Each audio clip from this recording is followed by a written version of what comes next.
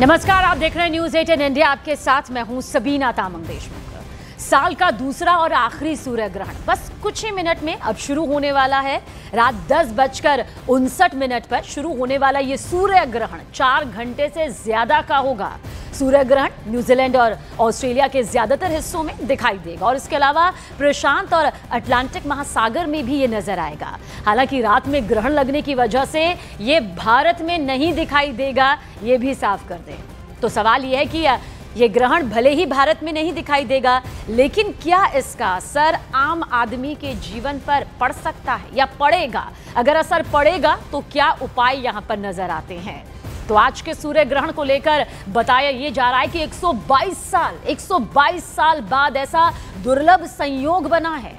ज्योतिषाचार्यों के मुताबिक 122 साल बाद सूर्य ग्रहण पर बहुत ही दुर्लभ अद्भुत संयोग ये बनने जा रहा है। देखिए, सालों बाद पितृपक्ष की शुरुआत ग्रहण से हुई थी और इस पितृपक्ष का जो समापन है वो आज ग्रहण से ही होगा। साल 2025 से पहले ऐसा अद्भुत संयोग साल 1903 में यहाँ पर बना था।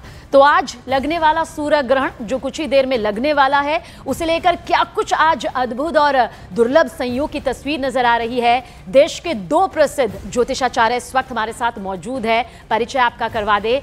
HS रावत जी हमारे साथ मौजूद है। आप जाने माने ज्योतिषाचार्य हैं, आप इन्हें देखते हैं चाहे वो ज्योतिष से मुद्दे हो या फिर बेबाकी से जुड़े कई मुद्दे हो। बहुत बहुत स्वागत है आपका।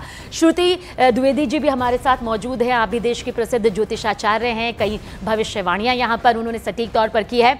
आप दोनों का ही स्वागत है। लेकिन सबसे पहले HS रावत जी आपकी तरफ यहां पर रुख करेंगे। बहुत से कह रहे हैं ठीक है, अगर ये सूर्य ग्रहण भारत में नहीं दिखाई दे रहा तो भी क्या हुआ, हवा के कण में तो इसका असर होगा। कुछ कह रहे हैं जब सूतक काल ही नहीं लगा, जब भारत में दिखाई नहीं दे रहा, तो फिर क्यों इसे इतना गंभीर लेना?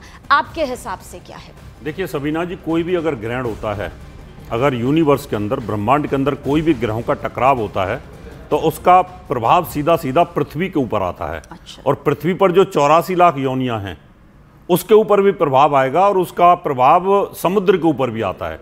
इसलिए आप ये नहीं कह सकते कि हिंदुस्तान के अंदर अगर सूतक नहीं लगाए तो हिंदुस्तान के ऊपर कम प्रभाव रहेगा, लेकिन हिंदुस्तान में जो लोग रह रहे हैं उनकी राशियों पर, उनके ऊपर तो प्रभाव आएगा। अच्छा। तो इसलिए आप ये डिनाई नहीं कर सकते।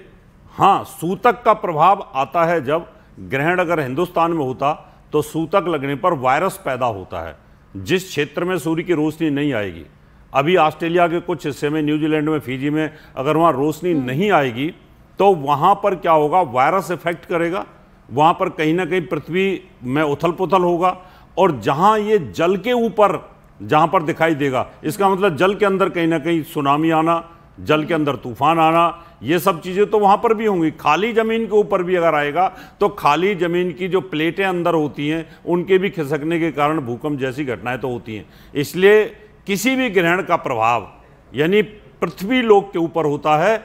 ऐसा नहीं है कि खाली ऑस्ट्रेलिया में चल रहा है तो हिंदुस्तान के ऊपर जो हम लोग रह रहे हैं हमारे ऊपर इसका प्रभाव नहीं होगा। होगा, निश्चित तौर पर होता है, क्योंकि सूर्य जो होता है हमारे शरीर के अंदर 5 चीज़ों को इफेक्ट करता है। हमारे हार्ट को इफेक्ट करता है, आंखों को इफेक्ट करता है, हड्डियों को इफेक्ट करता है, हमारे पेट को इफेक्ट करता है।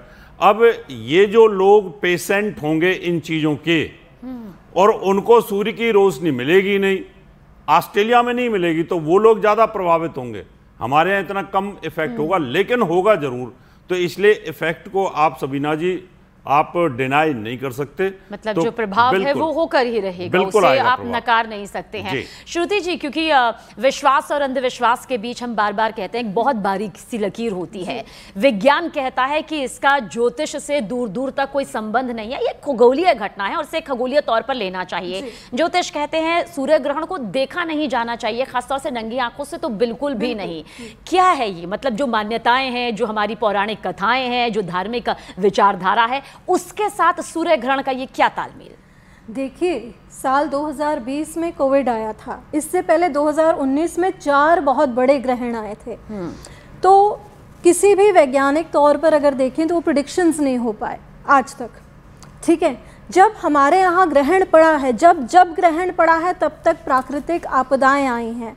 इस बार की प्रेडिक्शन थी, हम सभी ज्योतिषियों की थी, कि जो है जनता आक्रोश में आके उतर जाएगी ज़मीन पे, सरकार के खिलाफ जो है बोलेगी। तो आप देखें कि इस चंद्र ग्रहण जो पिछला गया है, श्राद्ध पक्ष जब शुरू हुआ है, अश्विन मास की भाद्रपद की जो पूर्णिमा थी उस पर जो चंद्र ग्रहण हुआ था, उसमें नेपाल में कितना बड़ा कांड हुआ। उसके बाद सेम चीज फ्रांस में हुई। अच्छा, मतलब आप ये कह रहे हैं कि ये ग्रहण का प्रभाव था? मतलब बहुत हद तक, क्योंकि ग्रहण देखिए, सूर्य क्या है, हम बोलते हैं आत्मा का कारक है, चंद्रमा जो है वो मन का कारक है। जहां आत्मा और मन थोड़ी भी जो इनर कॉन्शियसनेस, जिसे हम वेस्टर्न लैंग्वेज में बोले, अगर हमारी इनर कॉन्शियसनेस ही डिविएट हो जाती है या कहीं मन नहीं लगता, आप देखेंगे कई लोगों को आज के दिन डिप्रेशन, एंग्जाइटी, स्ट्रेस बहुत हो रहा होगा, छोटी बातों को लेकर ग्लिचेस आ रहे होंगे। मैंने देखा था चंद्र ग्रहण के दौरान जब राहु इन्वॉल्व था, तब टेक्निकल ग्लिचेस हर स्टूडियो में आए थे। तो ये सब चीज़ें प्रभावित होती हैं, करती हैं। Science definitely, we can not live without science, science नहीं है तो बहुत कुछ नहीं है। बट हम तो कहते हैं कि दोनों का एनालिसिस साथ में लेकर अगर हम चलें तो हम इससे बेनिफिट ही करेंगे। बस यहाँ पर कुछ पलों के लिए रुक रहे हैं, बहुत जल्द हाजिर होंगे, क्योंकि सूर्य ग्रहण की जो ये पूरी दुनिया है, आज और बारीकी से हम अपने दोनों ही ज्योतिषाचार्यों से जान रहे हैं, और इसका तबाही से क्या कुछ और कितना गहरा कनेक्शन है वो भी आपके सामने रखें।